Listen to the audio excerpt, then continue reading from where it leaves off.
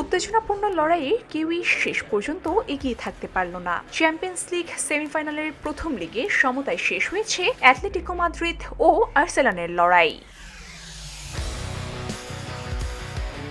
মাদ্রিদের মেট্রোপলিতানো স্টেডিয়ামে শুরু থেকে ছিল আক্রমণ আর পাল্টা আক্রমণের ঝড়। প্রথম দিকে চাপে থাকলেও ধীরে ধীরে ম্যাচে ফিরে অ্যাটলেটিকো। 14তম মিনিটে হুলিয়ান আলভারেজের জোরালো শট দারুণভাবে ঠেকিয়ে দেন আর্সেনাল গোলরক্ষক দাভিদ রায়া। তবে পিছিয়ে ছিল না আর্সেনালও। মার্টিন ওডেগার্ডের শট প্রতিপক্ষের রক্ষণে আটকে যায়। এরপর প্রথমার্ধের শেষ দিকে আসে ম্যাচের প্রথম গোল। বক্সের ফাউলের শিকার হয়ে পেনাল্টি পায় আর্সেনাল, আর স্পট কিক থেকে নিখুঁত শটে দলকে এগিয়ে দেন ভিক্টর ইয়োকেরেশ।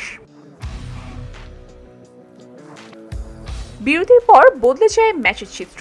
আক্রমণে ঝাঁপিয়ে পড়ে অ্যাটলেটিকো। 56তম মিনিটে পেনাল্টি থেকে গোল করে সমতায় ফেরান হুলিয়ান আলভারেজ। এরপর একের পর এক সুযোগ তৈরি করে গেলেও গোলের দেখা পায়নি স্বাগতিকরা। অতোয়ান গ্রিজমানের দুর্দান্ত শট লাগে ক্রসবারে, আর সহজ সুযোগ নষ্ট করেন আদেমালো লুকমান। ম্যাচের শেষে বাড়ে নাটকীয়তা। আর্সেনাল আরেকটি পেনাল্টি পেলেও ভিএআর দেখে সিদ্ধান্ত বদলান রেফারি। ফলে 1-1 সমতায় শেষ হয় প্রথম লেগের এই হাই ভোল্টেজ লড়াই। এখন সব হিসাব গড়াবে দ্বিতীয় লেগে। 6 মে আর্সেনালের মাঠে নির্ধারিত হবে কারা যাচ্ছে ফাইনালে। VOD Bangla news desk.